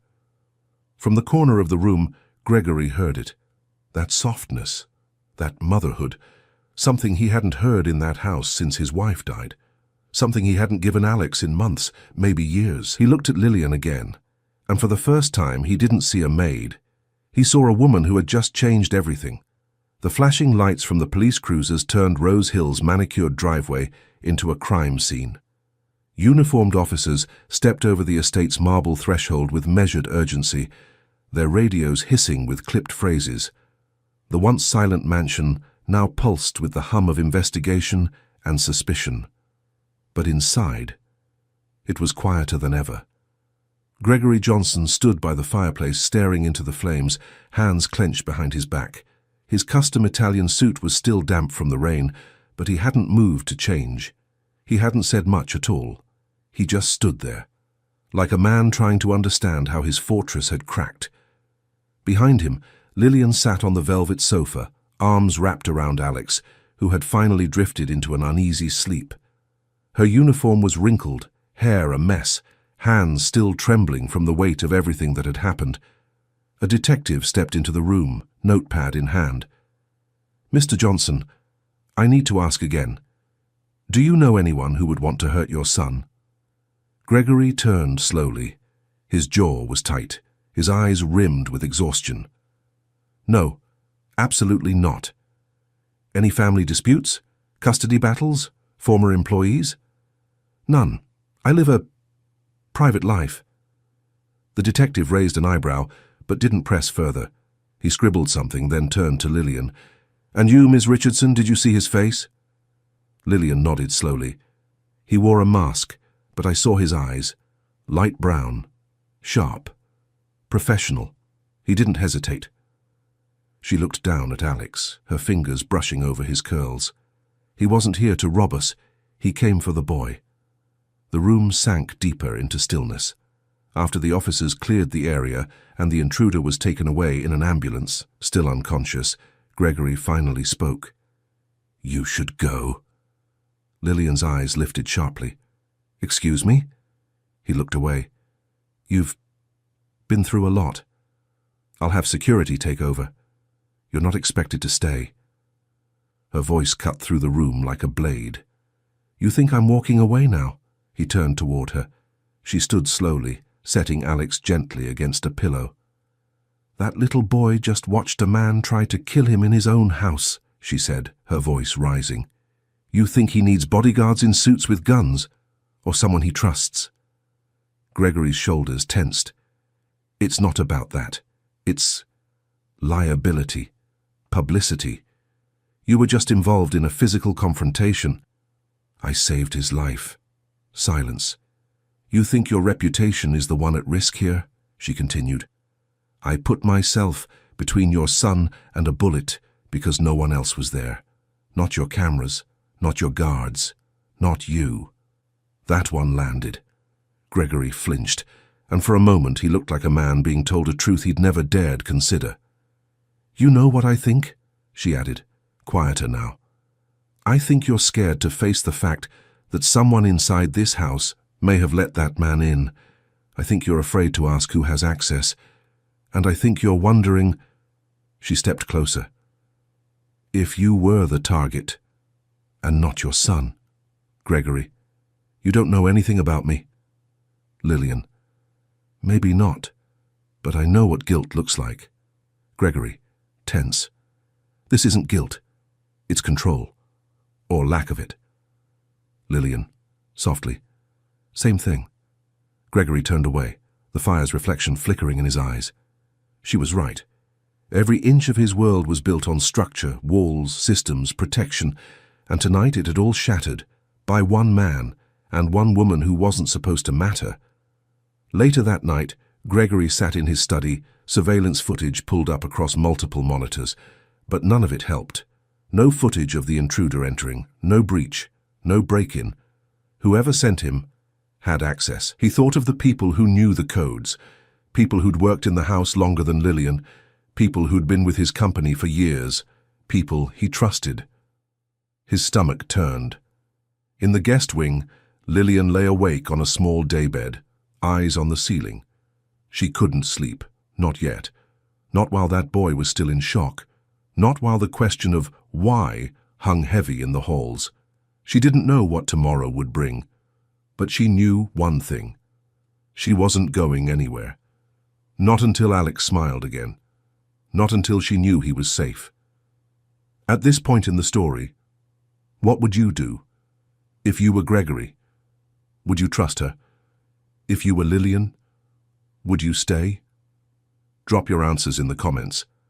And while you're here, hit that subscribe button, not just because it helps us, but because stories like these deserve to be told, and you deserve to hear them. Lillian should have gone home. She knew it. Her shift had technically ended before the chaos. Her clothes were stained, her hands ached, and the kind of adrenaline that makes you swing a frying pan at a trained killer.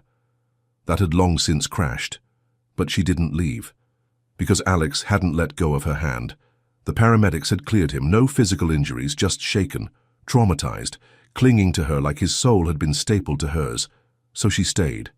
And Gregory hadn't said a word about it. In fact, he hadn't left either.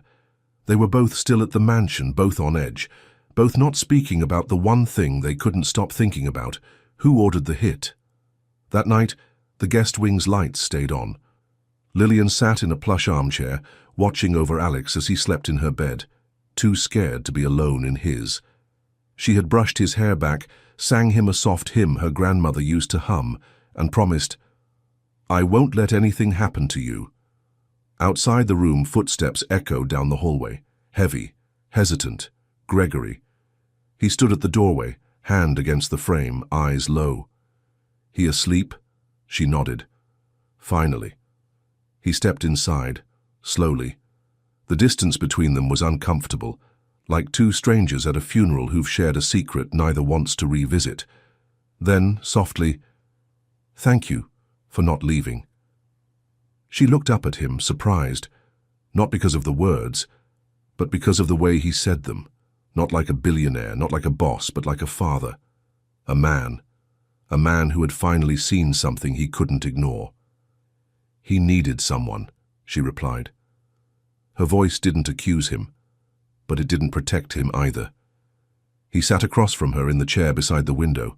For a long time, neither spoke. The silence stretched, but it wasn't cold anymore, just real. "Gregory, do you have kids?" Lillian, "I did." A pause. "He'd be 9 this year." Gregory blinked, straightening slightly. She didn't offer more, and he didn't push. The silence returned, but this time it was respectful. He looked at Alex's sleeping face. "He hasn't slept this peacefully in months." "He just needed to feel safe," Lillian whispered. Gregory's eyes moved to her. Not the uniform, not the job. Her. "I'm not sure I even know what that means anymore." A soft creak of the house, and they both looked up. Even in a mansion this size, the walls felt tighter now, like the house itself had leaned in to listen. "Do you have a guest room near here?" Lillian asked. "I don't want him waking up alone." Gregory hesitated, then stood. "You can take the one across the hall. I'll have someone bring you fresh clothes." A beat. Then she looked at him steady. "No press, no pictures, no interviews. I'm here for him, not your image." He nodded once, and it mattered, because for the first time he was taking direction. That night, forced proximity became chosen proximity. They stayed within earshot of each other. Alex slept peacefully, tucked between memories and trauma, and outside his door, the two people who never planned to trust each other began to wonder what would happen if they did. The next morning, frost lined the edges of Rose Hill's windows, like the house itself was holding its breath. Gregory Johnson was already awake. Not that he'd slept. He stood in front of the security monitor in his study, eyes bloodshot, rewinding footage from every angle of the property. Nothing. No signs of the man entering. No alarms triggered. No guards reported anything unusual. It didn't make sense. He took a sip of black coffee and winced. It was cold, bitter, fitting. His assistant had emailed him a list of all staff with gate access. 2 guards, the estate manager, the private chef, and Lillian. He paused on her name. She'd only been here 3 months. No background issues, no red flags, just quiet. But quiet didn't mean safe. Or did it? Across the hallway, Lillian helped Alex get dressed. He seemed lighter this morning, still scared, still jumpy. But with her close, he smiled. He trusted her, and part of her hated that. Because trust meant attachment, and attachment meant vulnerability. And she'd promised herself she'd never feel that again. A knock at the door. Gregory. "Can I speak to you?" he asked, his voice unreadable. She nodded, walked with him down the hallway, into the sunlit sitting room. They didn't sit. He folded his arms across his chest, pacing slowly. She stood near the window, watching him like a storm on the edge of the horizon. "I ran all the footage. There's no sign of how that man got in," he started. She said nothing. But someone let him in. Still, she didn't respond. Not defensiveness, not fear. Just silence. "Lillian, who are you really?" Now her eyes met his. Not wide, not panicked, just steady. "I used to work with at-risk youth," she said, "before cleaning homes before this." Gregory blinked. "In Chicago, I was a community worker. My son, Jamal, he was shot outside a convenience store." Her voice didn't crack, but her eyes did. "I spent 2 years trying to fix a system that didn't want to be fixed, and when that broke me, I left. I cleaned houses because they didn't need me to care, just to show up, mop, and leave." A pause. "But then I met Alex." Gregory swallowed hard. Everything he thought he knew about her reshuffled in an instant. "Gregory," softly. "Why didn't you tell me?" Lillian. "Because people don't hire maids with dead sons and activist records." Gregory. "I would have." Lillian, quiet. "No, you wouldn't have seen me." He exhaled sharply, like the truth had punched him in the chest. She was right. He hadn't seen her at all. Later, Gregory sat alone at the kitchen island, flipping through digital access logs. A ping from his assistant lit up his phone. FYI, the estate manager's credentials were used to disable the perimeter camera feeds 2 hours before the attack. He froze. The estate manager. A man who had worked with Gregory for 7 years. A man who knew everything. Gregory's face paled. He stood, the chair scraping back against the polished floor. He'd trusted the wrong person. Meanwhile, back in the guest wing, Lillian stood by the window, watching Alex play with a puzzle. But her mind wasn't on the boy. It was on Gregory. For the first time, she wasn't sure he was the one who needed protecting. She had a feeling something worse was coming, something that would shatter everything. The fire in the Rose Hill living room had burned low, casting long amber shadows across the hardwood floor. The house for once wasn't silent from cold, but from peace. It was the first quiet moment since everything shattered. Lillian sat cross-legged on the thick Persian rug, helping Alex build a Lego rocket. His fingers were tiny but precise, his face deeply focused. Gregory leaned against the doorway, holding 2 mugs of warm tea, one for him, one for her. No suit tonight, just a sweater and slacks. He looked human. Not Mr. Johnson, just Gregory. He stepped in slowly and handed her the cup. She accepted it with a small nod. "Chamomile," he said. "Figured you've had enough chaos." She smirked faintly. "You're not wrong." Alex looked up at his father, eyes wide. "Daddy, look, it's a spaceship. Miss Lillian helped me make the fire jets." Gregory knelt beside them, gently ruffling his son's hair. "Looks way cooler than anything I built at your age." For the first time in what felt like years, Gregory heard his son laugh, not politely, not nervously, but a real laugh, the kind that came from his belly, from safety. He glanced at Lillian. She wasn't smiling for show. She was just there, fully present. Calm. He studied her in the flickering light. She wasn't just brave, she was constant. Later, after Alex had gone to bed, the 2 adults sat across from each other, tea now cold but conversation slowly warming. "What was he like?" Gregory asked softly.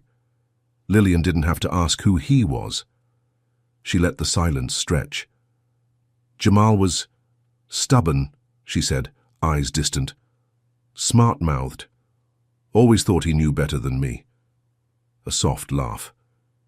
"He used to line up his toys like soldiers, always had to have them in a certain order. God forbid you moved one." Gregory smiled. "Alex is like that with his stuffed animals." A pause. "Do you miss him every day?" he asked, voice nearly breaking. "No," she said quietly. "Only when I breathe." Gregory. "You're stronger than anyone I know." Lillian. "You don't have to be strong to survive, just tired of being broken." Gregory. "Still, I don't know how you do it." Lillian, softly. "You don't have to know. You just have to stay in the room." The fire crackled. Outside, the wind howled over the hills. But inside that room, it was the first time 2 broken people had stopped trying to hide it. Lillian looked at him. "You should talk to him more, you know." Gregory blinked. "Alex?" She nodded. "He doesn't want your money. He just wants your voice, your time, even if it's awkward, even if you don't know what to say." He stared into the fire. "I don't know how to be enough for him." "You're already everything," she whispered. "You just forgot how to show it." For a moment it felt like the whole mansion sighed, as if it too had been waiting for this moment of honesty, of 2 people meeting not as maid and master, not as protector and employer, but as mother and father in a house that had forgotten how to hold warmth. If you've ever lost someone, or loved someone so much it made your voice catch, then you know what this moment means. The sun outside was soft, gentle even, a deceptive calm. Inside Rose Hill, it was the kind of day where you could almost forget what happened. Almost. Alex was drawing superheroes at the dining table. Lillian had just brought him a fresh sandwich, crusts cut off the way he liked. Gregory stood nearby, phone pressed to his ear. Quiet. Focused. Too focused. "Understood. Forward me the full report. No, I don't want summaries. I want timestamps. Every login, every entry, especially hers." Lillian froze as the last word left his mouth. "Hers?" Gregory turned slightly. Eyes meeting hers, but not with softness, with calculation. "I'm just being thorough." Her voice was sharp, low, controlled. "You're investigating me." He paused, didn't deny it. "Your access codes were used. I had to be sure." Lillian stepped closer, fury and heartbreak rising together. "So after everything, after I saved your son's life, you think I could hurt him?" Gregory's voice didn't rise, but his words landed like punches. "People lie. People hide things. You lied about your past. What else should I overlook?" Silence. Alex looked up, confused. Lillian's chest rose and fell. "I didn't lie." I just didn't hand you my pain like a resume. Gregory took a step toward her, the space between them now unbearable. And what if I told you someone linked to your past was tied to the hit, that the man in custody used to work in the same organization you did? She blinked. The room spun slightly. You think I planned it? Her voice broke. That I used my son's memory, used Alex as bait. Gregory's jaw clenched. I don't know what to think anymore. That was it. The sentence that shattered the bridge they'd been building. Lillian took a slow step back, eyes burning. Lillian. You know, I thought I was imagining it. This shift in you. The way you started to see me. As more than just a maid. As someone who mattered. Gregory. You do matter. Lillian. Not enough to be believed. She turned, walking toward the hallway. Gregory moved after her. Lillian, wait. She stopped at the stairs, voice trembling but clear. No. I stayed because of Alex. I opened up because I thought I finally found a place where I wasn't just tolerated, but trusted. She looked back. But I won't stay somewhere I'm watched like a threat. Not again. She disappeared up the stairs. The silence left behind was heavier than any accusation. That night, Gregory sat alone in the living room, the house darker than usual. The fire was out. So was Alex's smile, because Lillian didn't come back down. And Alex kept asking over and over again, is she mad at me? Did I do something wrong? Where's Miss Lillian? Gregory had no answers, only guilt. The mansion echoed with absence, and for the first time since the attack, Gregory felt truly alone. The sun rose slowly over Geneva, casting a golden glow over Rose Hill's cold marble floors. But the warmth never touched the inside. Gregory sat alone in the study, staring at an untouched cup of coffee. No emails, no calls, just silence. Lillian hadn't come down, and the guest wing door remained closed. He had broken something, not because he was wrong to be cautious, but because he forgot she was a person, not a file. And that trust doesn't survive under suspicion. In the guest room, Lillian sat on the edge of the bed, staring at the duffel bag she hadn't touched since she got here. She had packed her things that morning. She could leave. She should leave. But Alex's drawing sat on the nightstand beside her, a crude, sweet crayon sketch of the three of them standing under a rainbow. Him, her, Gregory. The words scrawled underneath in big, messy letters. My family. Her hands shook. She wasn't family. She was the help. And she'd been reminded of that the second Gregory flinched at her past. Still, part of her didn't want to walk away.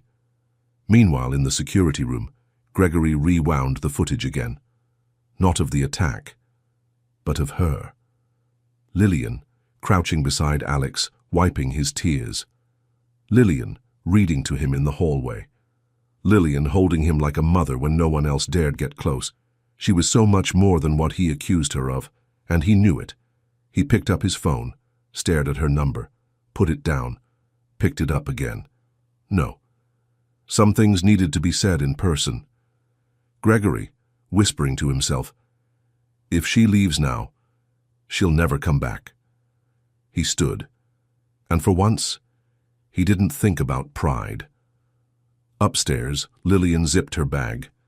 She took one last look at the room. Then, a knock, gentle, not loud, not demanding, just present. She hesitated, opened the door. Gregory stood there, not in a suit, no defense in his posture, just a man, face open, voice low. Say something, he said. She held his gaze for a long moment, eyes glassy. You already said enough. A pause. But you didn't believe it. Gregory nodded slowly. I don't know how to fix this, he said honestly. Then don't try to fix it, she whispered. Just mean what you say this time. He stepped aside, clearing the hallway. Can we talk? Really talk? Lillian didn't move for a long time. Then finally, she stepped out. Not with trust, but with a thread of willingness. And sometimes, that's more powerful than forgiveness. Downstairs, Alex was in the sunroom building a new Lego city. When he saw Lillian walk in behind Gregory, his eyes lit up. "Miss Lillian, you came back." She knelt beside him, pulled him into her arms. "I never left, baby. I was just thinking." Gregory watched them silently, and for the first time he knew he didn't just owe her an apology. He owed her his presence, his honesty, his trust. And if he wanted either of them to stay, he'd have to choose differently this time. Rose Hill Mansion had changed, not physically. The walls still echoed, the chandeliers still sparkled, and the fireplace still glowed. But something inside it felt alive again. Alex now laughed freely. He spent more time in the sunroom than behind locked doors, and whenever he called for Lillian, it was no longer out of fear, but joy. She stayed. Gregory had asked, not begged, not demanded. He just showed up every morning, every evening, with words that finally meant something. And slowly the mansion stopped feeling like a fortress. It started to feel like a home. But the question still lingered. Who sent the assassin? And why? That answer was still locked behind security layers, until it wasn't. A phone call came in. Gregory sat at his desk, Lillian nearby, folding clean linens on the armchair in the study. Alex was upstairs drawing again, his newest project, a comic book about a maid who fought crime with a frying pan. Gregory put the phone on speaker. "Sir," his assistant's voice crackled, "we got a full ID on the man from the attack." Gregory leaned forward. Lillian paused. "Name's Derek Monroe, ex-military, private security for hire, formerly contracted by..." A pause. "The Dover Group, your father's old firm." Gregory's stomach sank. "My father's company shut down years ago." "Yes, sir, but not before transferring their client portfolio to a private holding group. That group was headed by someone named Patricia Ellis." The blood drained from Gregory's face. Lillian stepped closer. Her hand gently rested on the edge of the desk. "Who is Patricia?" Gregory didn't answer. His voice came out cracked, wounded. "My sister." Silence fell. "Not the cold kind. The kind that came with betrayal that rewrote your entire childhood." "Why?" Lillian asked softly.